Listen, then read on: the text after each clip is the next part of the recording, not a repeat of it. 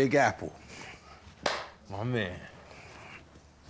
Yeah, this is Public Enemy Talk. I am Chuck D. This is Kris Payne, doing this for Brother Romo, Roland Martin. We got next. You already know. Where my leaders at? Shirt and tie onlys, no fitted caps. Set the record straight. Let's get it. I'm gonna ask you, Kris, straight out. You from, what? You from Long Island? Yup, born in Wilmington, North Carolina. Raised in Bed-Stuy, Brooklyn. Adopted by Long Island. That's the journey. They always talk about, they say, well, you know what they talk about when they talk about rap and rappers? Oh yeah, they try to give it to the boroughs, not knowing that the stems and the cells are coming straight out of Long Island. That's my opinion. Describe yourself as a rapper. Because a rapper, you know, for the longest period of time, has gone through phases. It was, oh, you doing that hip hop.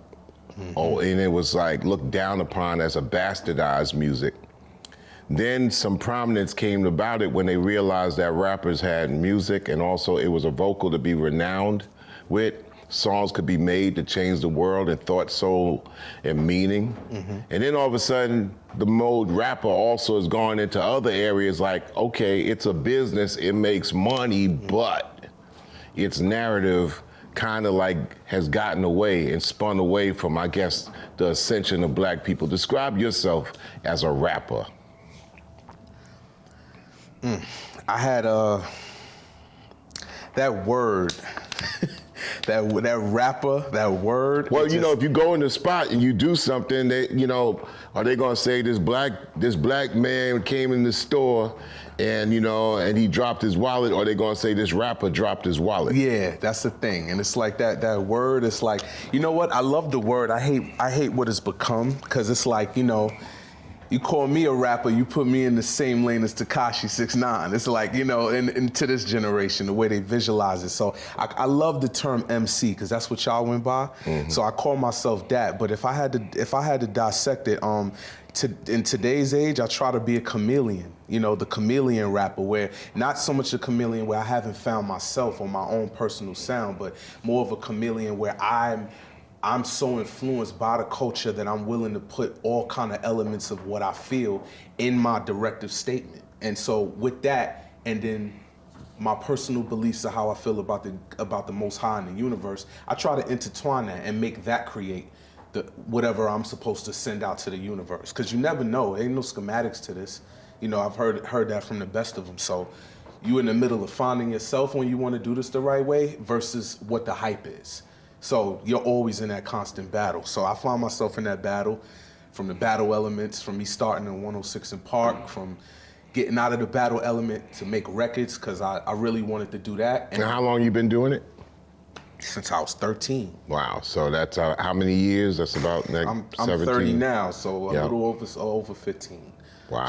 Straight solid, not knowing what it is, the tears. So you think they throw the word rapper around too liberally, like, you know, like first, you know, every time you look at news and say somebody gets in a little twist or whatever, I read, you know, or hear on the news, oh yeah, so-and-so was an aspiring rapper. I mean, what the hell does that mean? That's the thing. I mean, because I never hear like they were an aspiring, you know, NBAer, or they were an inspiring person for the NFL. You can't put that on the job application. That's the thing. It's like what the way they brought the word. Like, you know, KRS-One and you and Rakim and y'all were coming up, to be a rapper was a superhero. To be a rapper now, if I'm in a court case and a Caucasian judge is looking at my case, and while his case is being spoken of, and if he sees rapper on there, he sees rapper, you in trouble, like, bro. You're in trouble. Because I never hear like, oh, they were an aspiring gospel singer or aspiring flutist. You know what I'm saying? There's no credit to any pieces of those levels of musician lifestyle. Not any piece at all. Like even I've seen a case where a person might have went to college and had a degree, but if they had aspiring rapper, that's just a train. That's a train. Y'all got a studio next to a train. That was the. I used to work around the corner here when it was my first job. I was 18 years old, my second job, Jackson Avenue, 1978. And the Commodores was the biggest group in the world to me, and the OJs. And, you know, and matter of fact, the song of that summer was Easy. by the Commodores. You know, well, no, that was the year before, but the year after, I think disco really started to get its Shake hold up on in the people. 70s. Coco Rinks. Motion. So that was, anyway. Back to rap, man.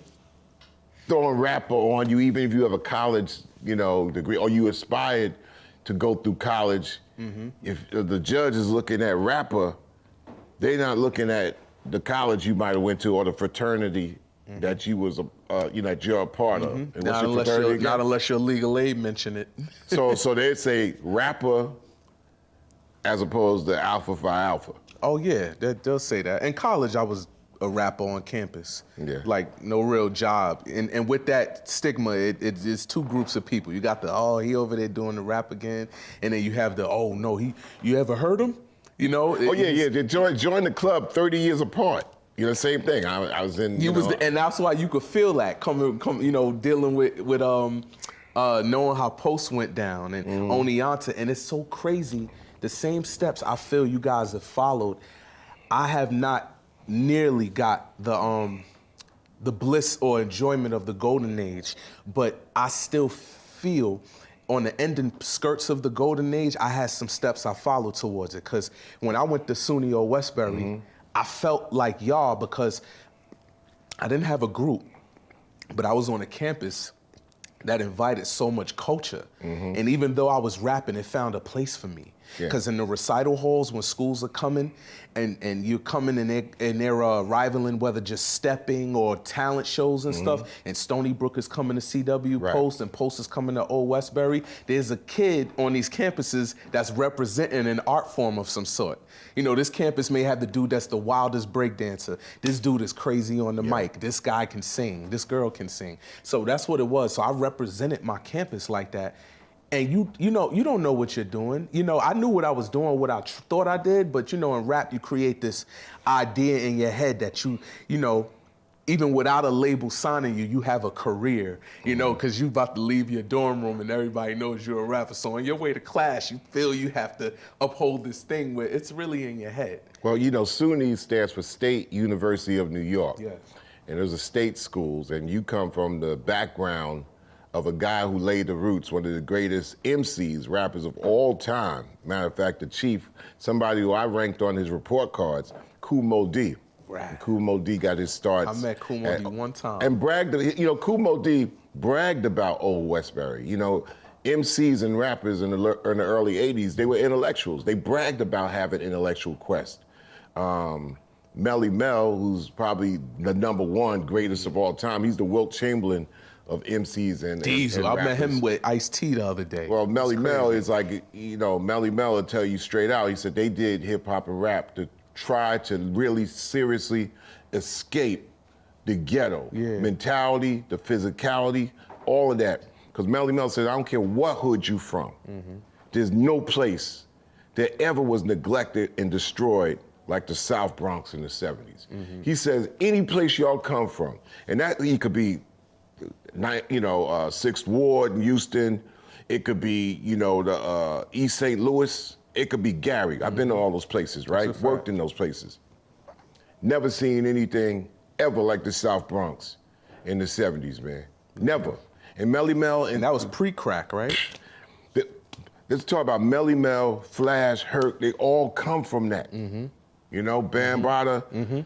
So they made something out of nothing when even the president of the United States said New York City dropped dead. New York City is telling the Bronx dropped dead. You know, there was already records of white flight. Whites moving out of that. The Bridge is Over, was that? The Bridge is Over that came a little later. KRS-One, and later on answering Shan. MC Shan from Queens. Queensbridge, not far from here. Now was and that also beef, Molly Mall. Was that beef in correlation to the fact that the Bronx whole environment was sinking and they felt in Queens they had an upper hand? Because the Bronx had come up and the Bronx had persevered along with Manhattan. See, Manhattan is the birthplace and the center point of black culture And in New York, Renaissance, period. Everything starts from Manhattan, Harlem, and everything outside of that is country. From Bumpy Johnson time, right? From the Renaissance and back, you know, because the first white flight in New York, you know, other than the areas where there was black townships, meaning Central Park, which they covered over with a park. Which was Black Wall Street at one point, and then right? you got, Wall Street area, which was where black folks lived. You know, working for white folks or whatever. Exactly. And Lower Manhattan, which is now Wall Street.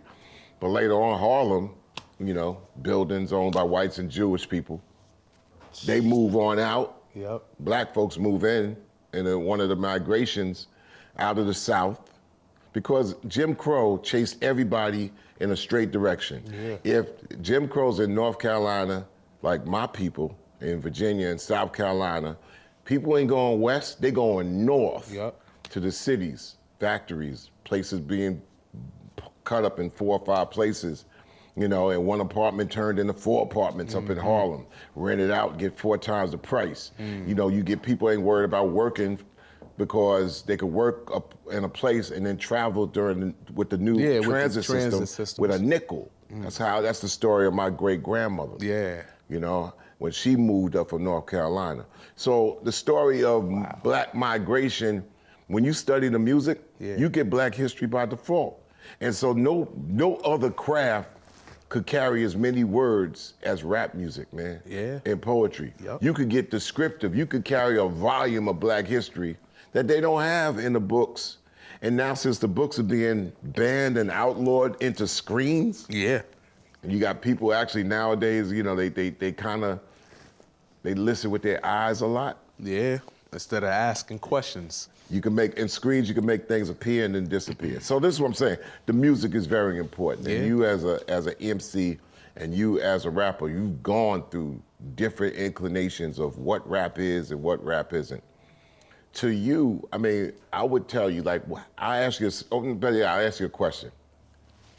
How young is young? In terms of anything, because usually, you know, I tell people that come to me and tell me how they're young, and I'm like, you ain't 4. And if anybody think they're young, if they got younger siblings, then you should ask your younger sibling if you are young. You got younger siblings? Yeah, I do. You asked them, have you ever asked them? Like Reese. All right, have you ever asked them, are you young? No, I haven't. Because you know what the answer would be, right? Yeah. His answer would be like, nah, you an OG damn near to me.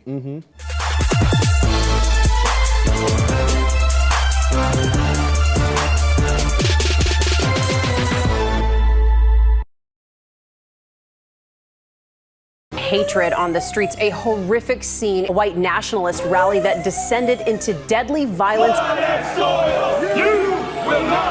White people are losing their damn minds.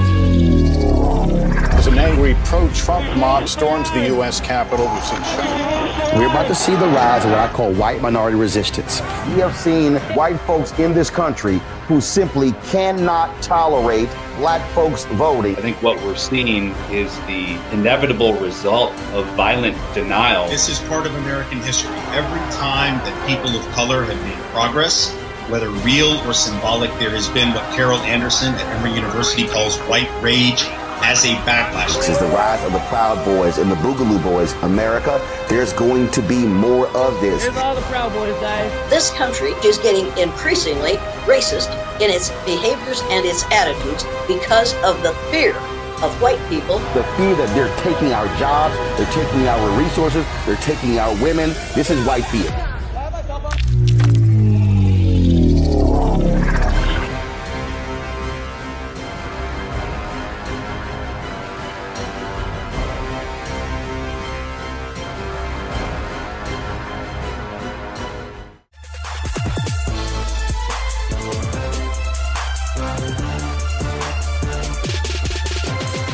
How young is young to you? See, it's all over the place. It's like depending on what we're talking about.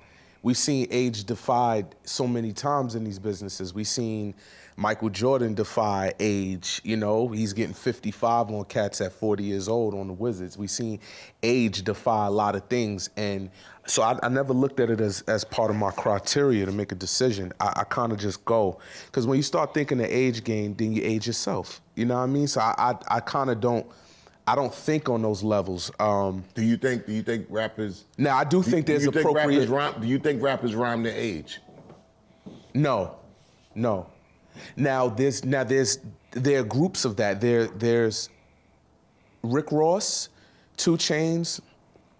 These guys 40-something years old, probably 35-something years old.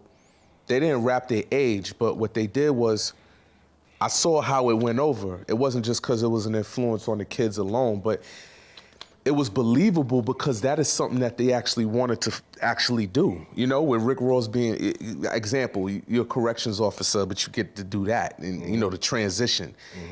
Would you act your age? You know, and it's like, did he do a good job at, you know, acting his age when that transition happened to him? I thought so, because I never seen Ross do something that was childish. Everything he tried to do was grown. And even if the most I could say was, you know, you wasn't doing that 3 years ago. But that's the most you can say. So that has, so, but then when I watch.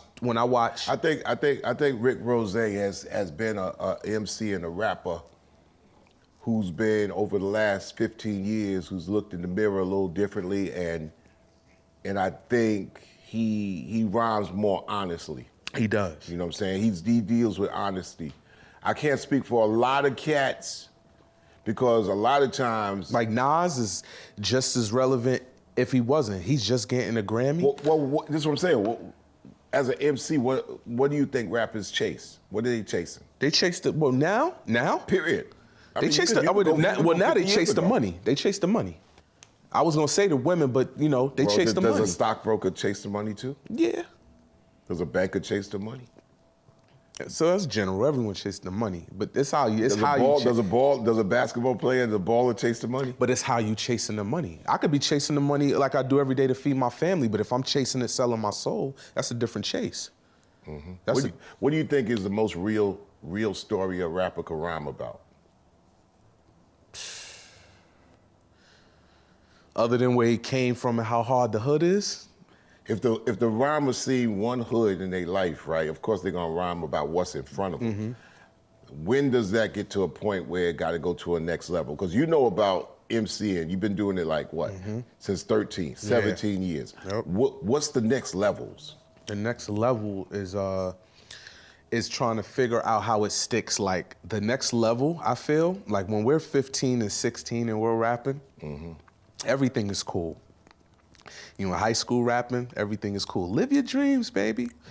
You in college, you rapping.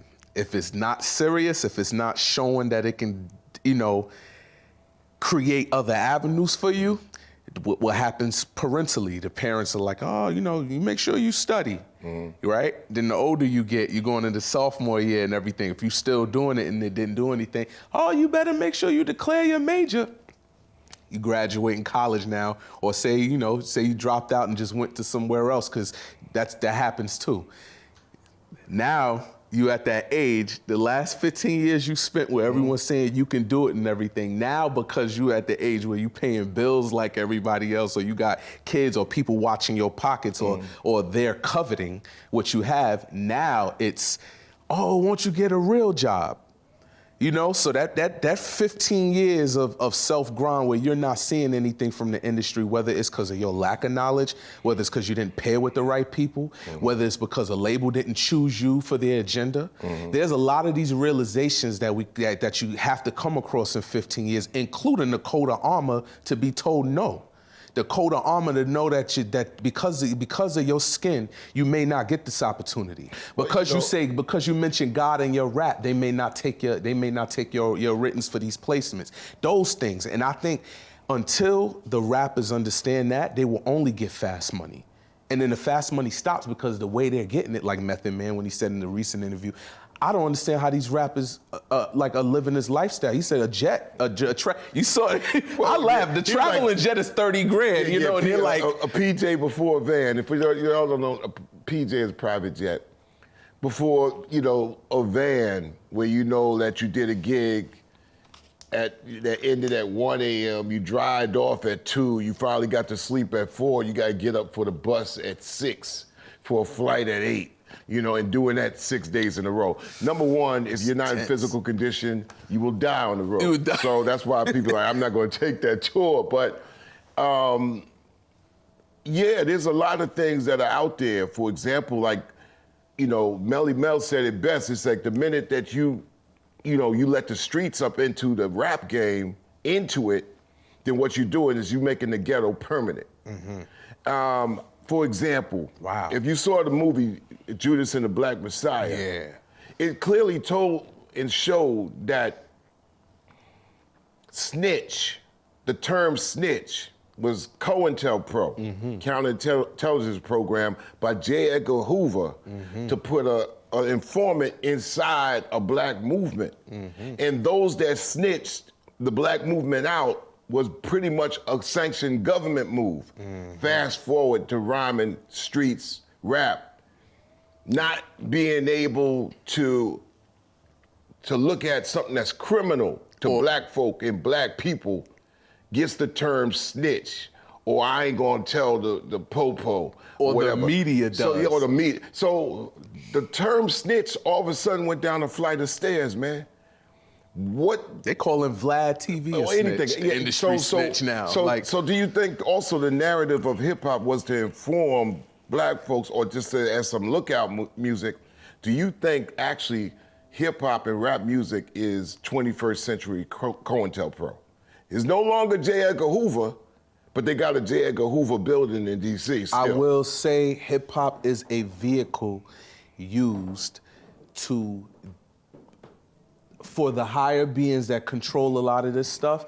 Hip hop is a vehicle for them to keep a surveillance on people that's involved in our culture.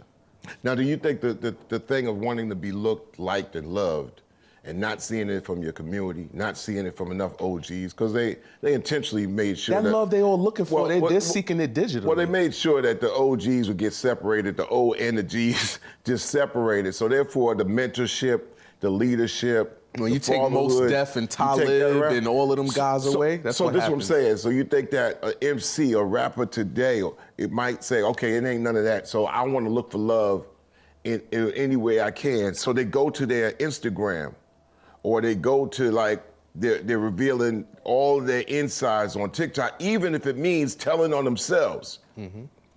Now, I'm not going to use the word snitch wrong, but if a cat just snitches himself out, if he did something and shows it on, you know, Instagram or Facebook, Mark, you know, Zuckerman's, what's his name? Anyway, agency, right? Is this not modern COINTELPRO? It is. It even trickles down into the women because of what hip hop has done, it makes the women feel like they have to go and do their bodies. I'm in a generation now where I'm at the cusp. I'm old enough to know better, but I'm young enough to play their game. So I'm like, I'm always at a question mark when I'm watching my generation, because I'm like, okay, I done have female friends that are gorgeous that felt like they had to do their body because they saw Cardi. So what's their quest? Cardi do it. What's their quest? Is their quest to get the money or get the love? Well, it's both. It's both, because in their mind, they don't know psychoanalysis base. They don't know, but they're like telling themselves, I need to be like Cardi so my man will look at me. So the question is, why don't they know? I'm gonna ask you. They don't know because of the MCs. So they grow up. Usually, so you don't think it's a cutoff point also with women? Why did women knew Brenda had a baby? Because Pac spoke about it.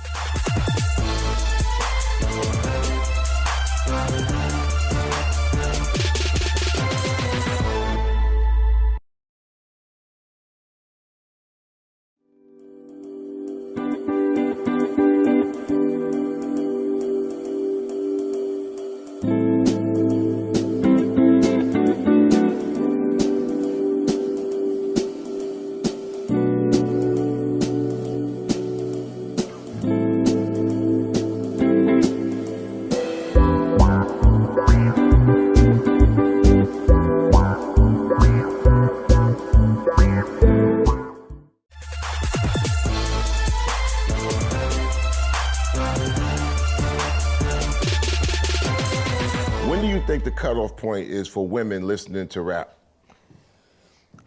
That's like me saying I think women should have a cutoff at when they're driving. When is the cutoff point? Because usually, you know, there's just the cutoff point is 99. I'm saying if they listening at 17, yeah, there's a cutoff point somewhere around over the last 30 years. It's like I don't really listen to that music no more, and they listen more to a Jill Scott or somebody that's speaking to them on their level. Right. Mary J. Blige back in the day. You know, Beyonce Legion is still there, all the way to hearing some 30 to 35.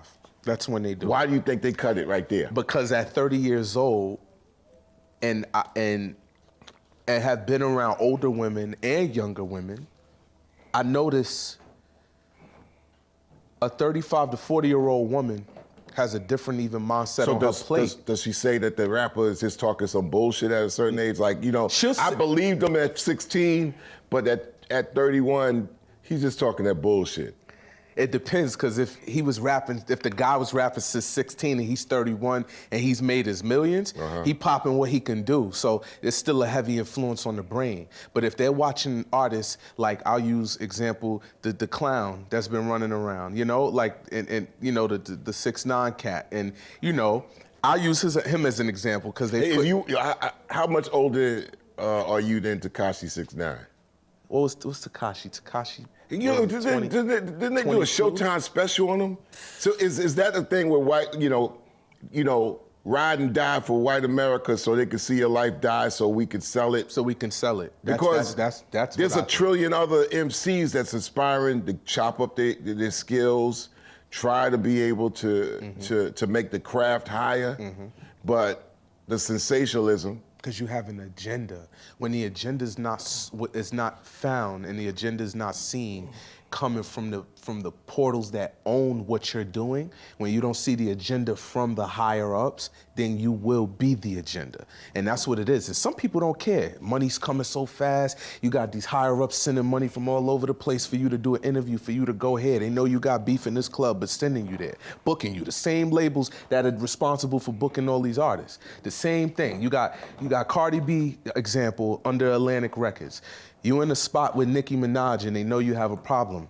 Listen, somebody in a real label, in a real situation that has your best interest would tell you, listen, to stop the TMZ stuff that will come out tomorrow, how about you not go there today? Something like that, simple decision. Why? That does not happen because they thrive on the drama. Get the thrive, let's knock the ubiquitous thrive away. Why do you think that the masses of society, the TMZs, don't know who runs these labels, don't know the president, the vice president, the A&R? Why are these people unseen and unheard? You think they're hiding from something? They're not hiding, it's just that they're part of the agenda too. They may pros like they don't know, but there's no way TMZ is gonna put some footage out on Cardi B, the artist that she's not cool with, and she signed to Atlantic Records. Atlantic Records is bigger than TMZ. They would have had a problem. So to me, it's a behind the scenes thing. It's a behind the scenes thing where they all know each other. This world's too small now through the internet. Who don't know each other? So if, like, say, one of these vaccine makers, like the president, if something goes wrong with one of the vaccines, don't you think the CEO and the president's gonna come out like talking? But they're all a part of the same agenda. I watched. They're gonna come out talking, but I'm saying the head of a record company should also be known and come out talking too, right? He could, but he won't. He won't. I've never seen the head of record labels other than Puffy come out and talk about something, and he was probably not really running it Bad Boy 100%, like. Because there's always that guy they got to answer to. So how come that nobody could ever find and identify that guy? Because we don't have the power as a united nation of black folk. Everybody got the internet. The internet is not ours.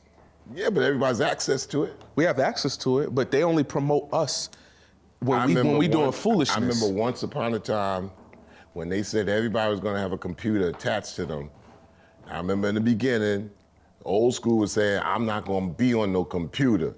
That's Big Brother, the government looking at me. I'm not giving them no information. Fast forward. I know some friends that's like that.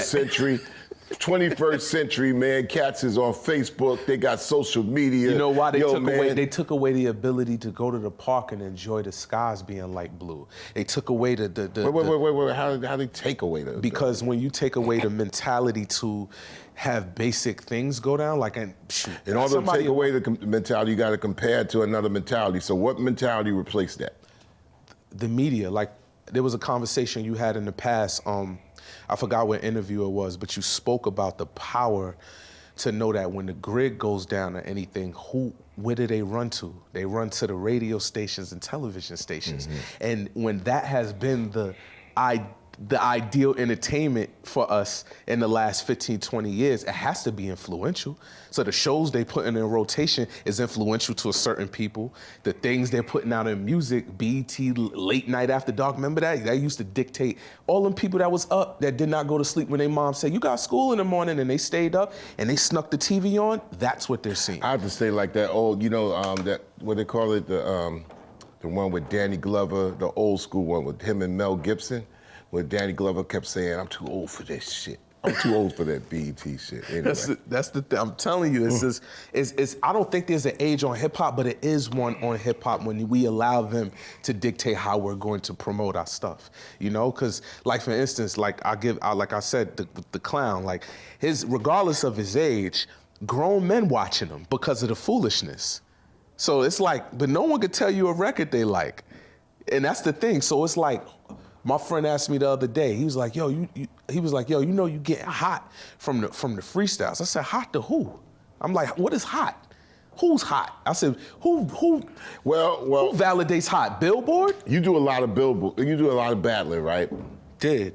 A cat stepped into Kris Payne, and 2021 better be. He better be seasoned. He better be seasoned. And seasoned with what? He better be just with experience. Let's say if he ain't got enough words, will he stand the chance of a battle? No, because then if he don't have enough words, then I'm gonna play on that. So your weaknesses is seen by your culture. Like I could tell a conversation with someone, I could tell if they've been around the world or not. The things they say, their reactions to regular life situations like that will dictate. And I'm not saying like OG MCs, they had it better. There was a lot of cats that were whack, and when they seemed like they were losing a grip on the crowd, you know what they would do? Some of them would do silly stuff, like moon the crowd. Low ball. I experienced that on BET. I went on BET and had a round. I was the last episode of 106 in Park before it completely dropped off the map. 2012, last episode. I had a battle with this cat named Relly, heavyset cat. I get to the station, salute to Pat Charles. He ran the programs. Pat Charles. He ran the programs at BET. Big up for Pat Charles. Big up to Pat Charles. Even though he's the reason I learned the game. I learned the business. I learned that, I came into this and I was like, all right, I'm lyrically dope. You was fresh-faced and rosy ears. Yup, green, all of that. And I come in and I'm like, I'm gonna do this. It's BET, it's everything. So you see the lights, you think you could just be nice and rap and everything. Oh no. Like the judges was Joe Buttons. I met Ty Fife that day, Charlie Baltimore. And those are my judges. I'm like, Charlie Baltimore. Those are pretty good judges. Yeah, you gotta have a woman in there. You have to, but Roxy was there. I'm like, Charlie Baltimore. They acquired her for being around Biggie, but what did she do? But Well, the slam dunk contest, not everybody can jump. So. That's a fact. I get it. It was. the judges at least. That was the first thing that kind of threw me off because I'm like, they knew who was coming to battle, and they had got a reputation list about me before. So I'm thinking my judges. For Blonde Fury, which was my right-hand man, they had Jadakiss, Style, they had the real Ramen. So I'm like, okay, this is a weird judge panel. Yeah. Ty Fife, who actually took a liking to me after the battle, he comes to me and he says, yo, they handed me a champion card.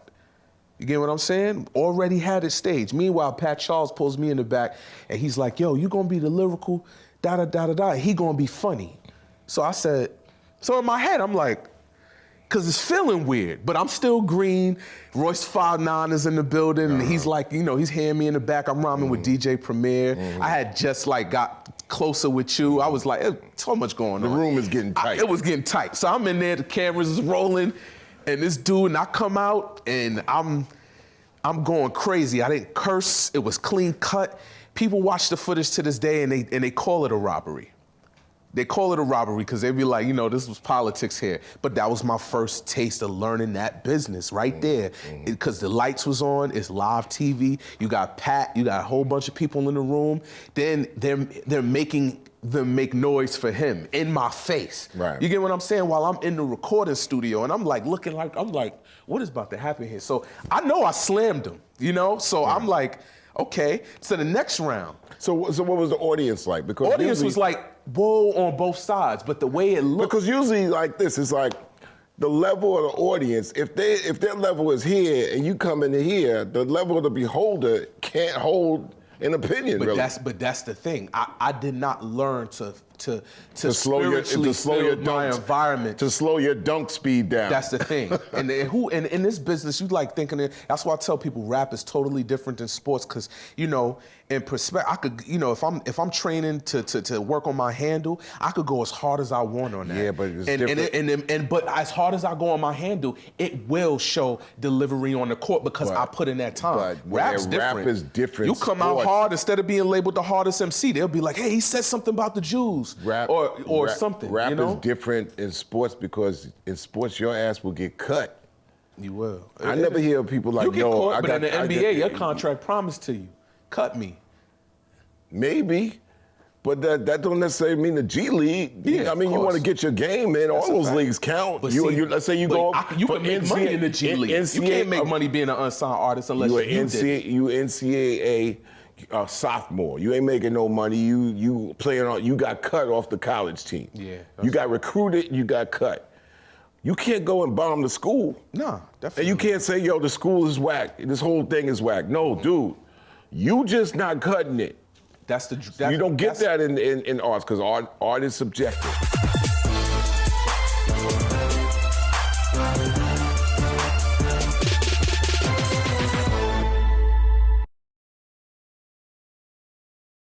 Folks, Black Star Network is here. Oh, no punches! I'm real revolutionary right now. Black power. Support this man, Black Media. He makes sure that our stories are told. Thank you for being the voice of Black America, Roland. Stay black. I love y'all. All momentum we have now, we have to keep this going. The video looks phenomenal. See, there's a difference between Black Star Network and Black-owned media and something like CNN. You can't be Black-owned media and be scared. It's time to be smart. Bring your eyeballs home. You dig?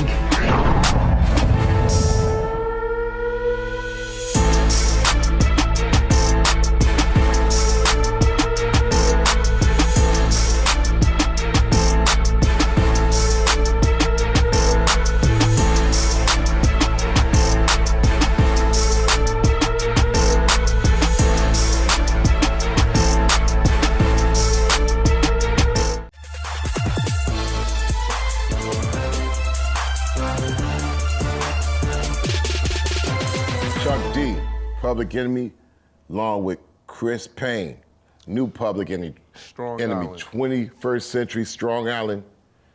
When I was coming up, seriously, born in 1960, you born in 1989, I was coming up in a time where, you know, they decided, meaning the ubiquitous they said, y'all deserve the right to be called civil, so we had civil rights when I was 5 years old. I was also in the decade where Dr. Martin Luther King was assassinated, killed. And I remember his speeches in 67, 68, talking more, hardcore, even as a shorty. It wasn't different than, than 5 years prior. And was he more versatile than they give him credit? Because, they try to put Malcolm and Martin in the columns. One was Dr. Martin Luther King was no punk. He was a human being. Yeah. So we got that. And let me tell you, you can't buy the amount of soul that black folks had in the 60s. We had soul, so much soul, that was... A Million Man March now has to be digitally organized. Back then it was spirit.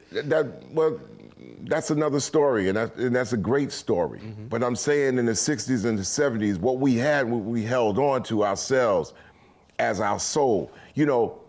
Collectively, we might have been broke for a bunch of various reasons, but we wasn't broken. Yeah.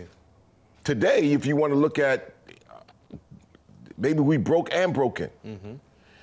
Arts and entertainment, man, spent its time being spectacular. You had to be spectacular, especially if you try to take black folks' money, what little we had.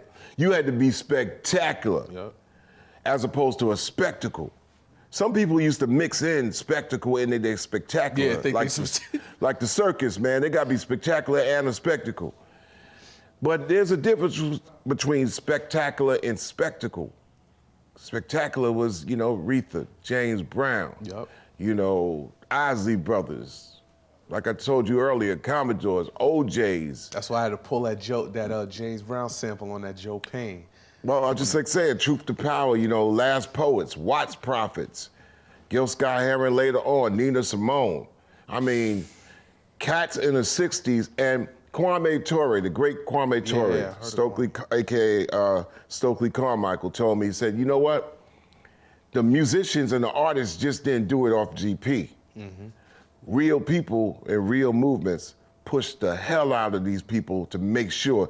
He said, man, we pushed the button on James Brown. Every week we was like, yo, man, you got to say something for the movement and the people. And boom, Say It Loud, I'm Black and I'm Proud, you know, galvanized my life. It did. You know what I'm saying? Because the movement pushed the people. Last year you had, off the murder of George Floyd, coincidentally, the trials are going on now on that dude Chauvin, the officer, and sparked the whole entire world. How come the movement that took place hadn't pushed enough mainstream artists to be alongside that movement? Because I personally feel, in my opinion, you are dealing, I'm gonna piggyback for what you said, in correlation with the souls that we have in this day and age. Back when you guys were collective with each other and came from that renaissance and that urgency to understand that black people need to rise, the same thing is happening now. And it's funny you say that too, because the way your fight to power even came together, it was coming off of the residuals of that same movement you spoke of, that same power. Even in '89, when I tried to do fight the power for my generation, I had the same feeling because it came together because of that same struggle. We got the streets locked down.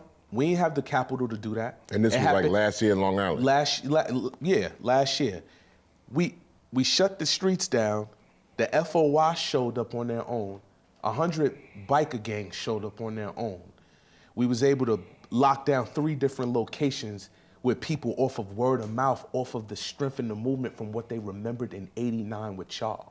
That is unheard of. You understand? Because everybody trying to take your money now, especially to do anything. So to see that happen in a 3-day period where shoots had to be done in 3 different periods, and we were dealing with what we could as black folk, moving forward with what we had, even if it was little, I watched that manifest itself. So that is my example of feeling a little bit of what you felt, so I could gain understanding to answer your question of what you just said as to why the main artists don't seem like they're speaking up. In my opinion, there are 2 reasons why. Because the same reason why I'm gonna go first is the same reason that they took conscious rap out of our index. And that's why, because today it's even more powerful. That black hole is even bigger now. So now they can dictate, oh no, he's talking too much about, that's too political. Or it's too, even when we was writing the LeBron James joint and the special and everything, and you were teaching me, and it was great to learn because I had to see how they look at us.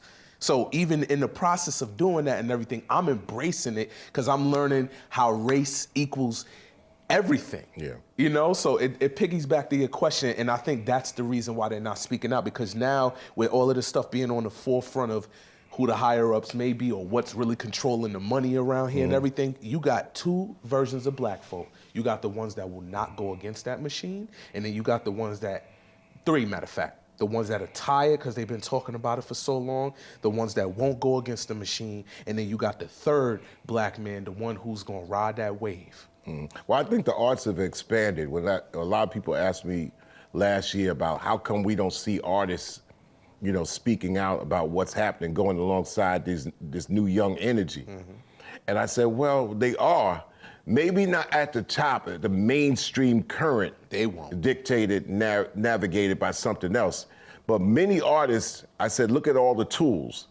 If somebody doesn't necessarily have to make a record, they might put a response on social media. They might shoot a TikTok video. And that'll be their response. Yeah, that's their, that's anything and I think that's their artistic response. You're right. The mainstream trying to still tell you about how records are important on streams as opposed to people getting them themselves. They're trying to always recreate a business alongside them trying to still get your attention by any means necessary. But you as an artist have seen all these changes take place. And I think that your tools as knowing that every word you got should have some visual, because we're in a visual audio age. Yes. You accentuate to be on the spectacular side as opposed to a spectacle, because a spectacle could gather your interest for a short amount of time. And a spectacular, and they be happy. And spectacular keeps you coming back. You know, and that's something that they haven't figured out. But your crew has forever. But listen, here's another question. Why don't you think that there's a collection of artists as opposed to individuals and solos? Because you have last days, man, boastful, lovers of thyself. You understand? You have all of these things coming upon our people now. So, you know, I've heard this question before asked to other people in interviews that I've watched, you know, like Hassan Campbell, salute to him, you know, and a lot of other rebels that are coming up with their shows, Queen's Flip, a lot of guys in my generation I'm seeing that are putting these things at the forefront, and it's more than we've ever seen coming from our generation. So I know there's some kind of consciousness going on here, and people are feeling it from the things happening in the streets. Right. But I think it will get to a point in time because it's so strange. I'm trying to vibe with you while still, even though I don't have those years, I'm still trying to vibe with you because I can feel it and I can see it. So all of those years we didn't have of historical balance were really being beaten into us because we wasn't feeling it. A lot of the new age cats are soft. They don't know what it's like to be shot with no holes full of water and have police dogs biting you and backing down crowds with your family and little sisters and brothers in it. You know, and it's like, and I never necessarily felt that, but you know, growing up in North Carolina, bro, like I'm from Wilmington where Michael Jordan grew up and his brother Larry Jordan used to play with my uncle and stuff. So, you know, the backwoods of North Carolina, the front woods, the sides, Wilmington, Port City, you know, I've seen that. My cousins, the difference of me being, you know, I'll say it, me being light-skinned versus my dark-skinned cousins, growing up and feeling that, you know what I mean? Because maybe they thought I was the favorite or whatever. Them little cousins, things that happen inside the family, you know, that you don't speak about, but you learn as you get older. Right. I've seen those and felt that. And then my transition to coming to the boroughs, learning that that's different than the South, you know? It's almost police in every corner and a liquor store in every corner. It's no dirt roads. And then also your stepdad, you know? I was going to get there, that transition. You know, that's how Long Island came into play. My stepdad was the one that opened the lane of that and also gave me some guidance to show me that kind of differentiations, you know, coming, you know, being in a borough, my mom was the toughest I've ever seen in my life. And he comes from the sports world. Exactly. Which gives you definites like, you got to seriously have some regimen about your thing. And that's the thing. And it's like, I wasn't glued entirely to the sports, but I was influenced by the fact that he played and that he was a top tier athlete. But I didn't gain that influence because, you know, when I was coming up with my mom was working hard being a mom and dad so much. And I had her, I had my grandmother, and I had my aunts. Right. So for a long time, I was raised by women. And I understood. That's why the feminine side of me, every man has one. The feminine side of me knows how to cook, clean, take care of myself, keep myself dapper, make sure my nails and my cuticles are right and everything. That's gangster. And that's what my aunts and them taught me. You know, going to I've seen every face of religion. I've been in the Kingdom Halls with my grandmother. I went to Baptist school, Catholic school. I done seen it. I've been approached by Israelites. I've went overseas and seen certain people. I've spoken to Rastafarians in Jamaica. I've spoken to descendants of Haile Selassie. So for some reason, my 30-year-old is different than, you know, the guys I'm even around. But it all comes out in your lyrics. When you hear you spit in a song, that's the way I can get away with it. Yeah, you hear that depth.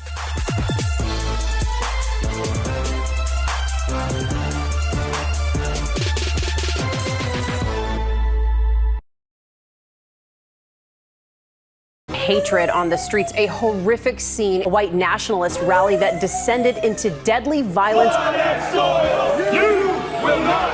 White people are losing their damn minds.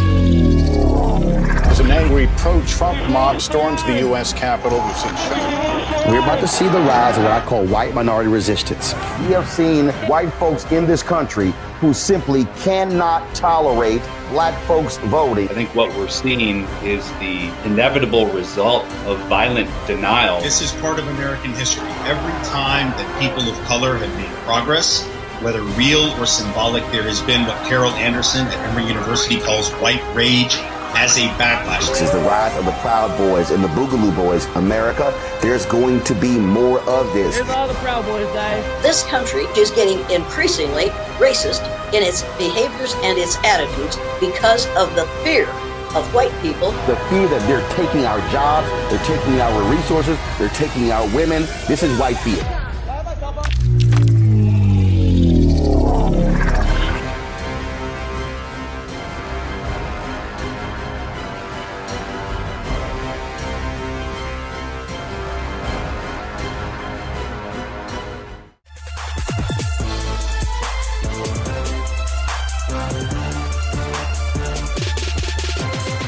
Now, will I go on the podium and tell him the truth and tell him, you know, since 1619 to 2019 has been the 400 years you've served here in the New Babylon? Do I go and say that? No. Do you go and say certain things that you know is true, that they hide from the media and everything? That's the 3 columns I spoke about, where you got the black man that's like, yo, you know, should I say something? Should I, you know? Well, the thing is, you as an MC and you as a rapper, what people should need to know is that you're able to take all these things and put it in the context of a bar or a few bars. And if they get it, they get it. They get it through the bars.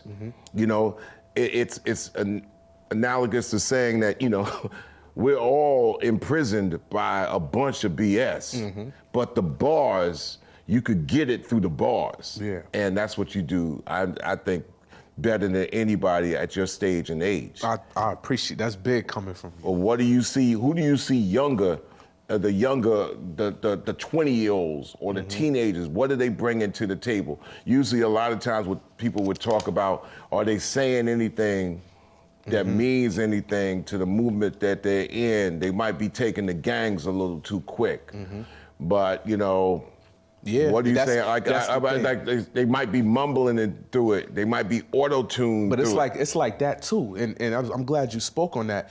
That brings a higher power situation in too, because now you're starting to see the industry seem like it's validated by gang activity. But see, still that's not new, because when Big and all of them was coming in, there was a lot of activity amongst Crips. When Ice-T and them was coming in, there was a lot of activity amongst Crips. When NWA came in, there was a lot of activity amongst Blood and Crips being established. When Bam and everybody in the Bronx, there was a kind of like a downslide off of the gang activity in the Bronx. And so now I was like, and now I watch it, and it has turned into a fad now that is a disease, because now when I'm watching somebody, and I'm gonna use Cardi as an example. You could ride a PJ and be on that? It's crazy. And now I'm watching like, okay, you signed to Atlantic Records, then weeks later you into some charges with a blood gang association. Then I'm like doing my own research just because I'm learning knowledge in hip hop. I'm looking at how things work, what they operate, who's in charge, who's allowing her to get in this kind of trouble after getting a deal. You get what I'm saying? Meanwhile, that never surfaced about you before prior. You get with a record label that surfaces, and you carrying on with blood gang members. So now I'm like, okay, because validation. Then I'm watching it happen in my generation with the other artists. Next thing you know, Tekashi 6ix9ine is in a blood non-trade, but then he gets in the feds, denounce him, now they all want to kill him. But like, so you needed that for that. Then I'm looking at all his videos. All your videos got the same dudes you was calling them friends. Culture has been used to validate, because listen, 1970, there was 100,000 black men in prison. 21st century, 2021, 21 into 21. Was it 3 million?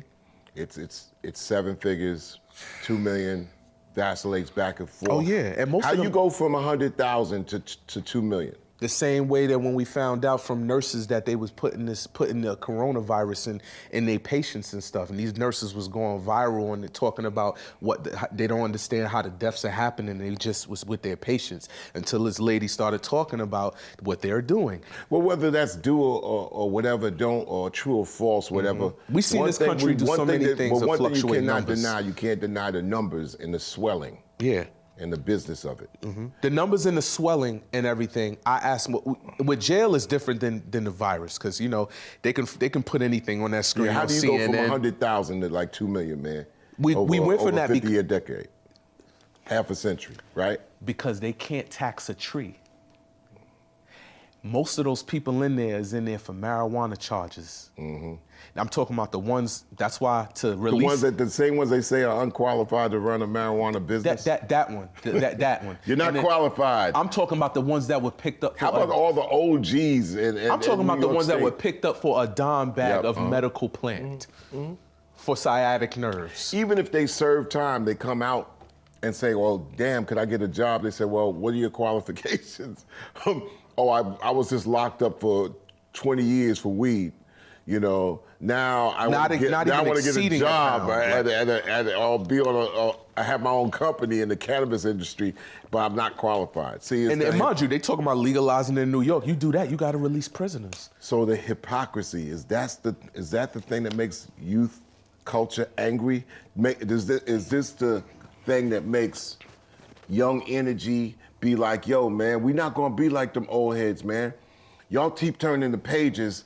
Boom, this is the tipping point. And we just saw the tipping point like last summer. When hospitals saw that, there was an article that went around, I won't quote it, but I did some research and I found out also from some friends that work in the hierarchies of hospitals, you know, for a hospital, when a hospital declares that you're a coronavirus patient, they receive money for each patient. About $24,000 a patient. That was going on for the last 6-7 months. Then I saw this influx. Once I found that article, I shouldn't even have found it. I found it. All of a sudden, the numbers of death rates went crazy. So I'm gonna use that as an example to go back. Did you see it on the screen, though? I saw it on the screen. Well, when you see it on the screen. No. The article? Yeah. No, it wasn't on the screen. Okay. I found it. Anything in these times that you see on the screen. Oh, nah. Begin to challenge the information. I will. And this is why we cannot make light on scholarship. Why? Because scholars gotta read everything. They do. They read the bad along with the good, and they process it. So we can never make light on scholarships. And though the beginning of MCs in rap, they strove to be intellectuals like Kool Moe Dee. You take Melly Mel's first words, man, it was like, how could you put such words in your rhymes, right? They strove for that even if they wasn't. Even if they admit, like, yo, I'm coming from the streets, I ain't of the streets, man. I'm trying to be this dude. I know the streets. I know the real dudes that will really seriously do that work. But I'm this dude. I can't do that. So somehow things got twisted around, but you know, here we are. We don't want to make light of any of that. Any scholarship. That mentality made the rapper bring street dudes around them for validation. Well, you don't want to make light of professionals either. That's a fact. So here we are. What do you think, as an MC, rapper, hip hop can do to forward, like at least our openness in going into further into the third decade of the 21st century? Hip hop has to gain an identity again. Without hip hop having an identity again, what happens is it allows, in my opinion, of course, it allows these do-it-yourself kits. You got Pro Tools, you got a mic, you got your setup in your house. Anybody can do it now. And that's what the universe, because of how things have panned out up until today, that's how I feel how the universe is telling everyone, you know, come join, because that's how when I see rappers get picked, that's usually what it is. It be the guys in the dirty South or downtrodden places and everything, and they'll pick them, and they pick them for a reason. Or it's a relationship, or it's a cousin thing, or it's this, that, and the third. So once I start seeing that, I'm like, I can't base any statistics off of anything in hip hop, because these guys, one, are being chosen like with a with a receipt and with a validation check and with an ulterior motive. So therefore, it's not a natural pick out here anymore. It's not just, oh, you're great. Oh, let me try to see if this will work for you. Oh, you really do this. Oh, no. Now it's, oh, he's a face. Oh, what you said? Oh, this one record was hot, so let's make 5 albums about it. Meanwhile, this dude doesn't even do music. So it's like, you have that going on. So the more we keep doing that, the more you're going to find these cats coming out here randomly, and they are random, and we can't control the narrative anymore because we never controlled how they got on. And so I think it's all over the place because it's so saturated, because there is no leader in hip hop. There's no reparations board. There's no committee, that sits up on the top and they say, you know what? Let's get the record labels together. Let's see who's in charge of these companies. They need to be held responsible, and they won't, So until that happens, until we could collectively having a situation with the top, you can't control the things they breed. I like to conclude this and wrap this up. I'm getting my signals, but everything you said seems like it's led to the way and leading to the way MCs and rappers do around the world. They have more women doing more things, from spitting, collecting each other, and collaborating and producing, running record labels, at least 30% of the time. They're not waiting for the Nicki versus Cardi thing. They're thorough. They're in squads. You have more collectives. You got people that do different languages, and they doing things that's tied right into their land, right into their community. So what you're saying pretty much is what the rest of the world and the planet Earth, planet rap scene is all about.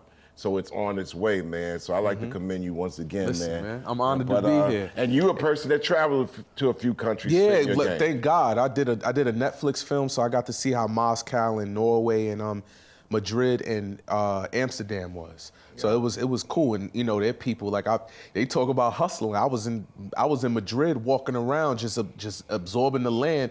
I saw the realest hustlers, African, African Hispanic men. They had a stick with this picnic blanket wrapped around, and they came up to me, and I didn't know what was about to go down, and they put that joint on it. And it was as smooth as this carpet. And inside each, it had pockets of stuff, glasses, all kind of stuff. Then they saw the cops come, they pull a string, it goes right back on their thing. I guarantee you, most of the places in the diaspora, if you put the United States, any hood in the United States in any one of those places, they'd be on the big run back. Oh, they'd be running right back keep up with them across the world. That's how I know it is limited. I tell my friends, travel. But just to end off, how I plan to keep moving forward is to make sure that I keep the my goals, sanctified in everything that I've learned in my journey so far. I keep the light first. I keep the scriptures of the truth of the world first, and then I also have my own personal opinions about what I learned in my experiences. I learned so much from y'all. Salute to Spit Slam, salute to 4th and 1, salute to anyone that had anything to do with my grind. But we're here to stay. Hip hop is here. It's a new generation. Generation X. Look to hear more about you going into the 21st century. I piggybacked off you about the Judas and the Messiah. So I got a little 7 EP coming. All right. You get what I'm saying? You do. All right, that's a Kris fact. Payne, Chuck D. Salute to Roland Martin. He 30, I'm 60. And this is a cross-generational MC, rapper, talker, hip-hop. And if you don't know, now you know.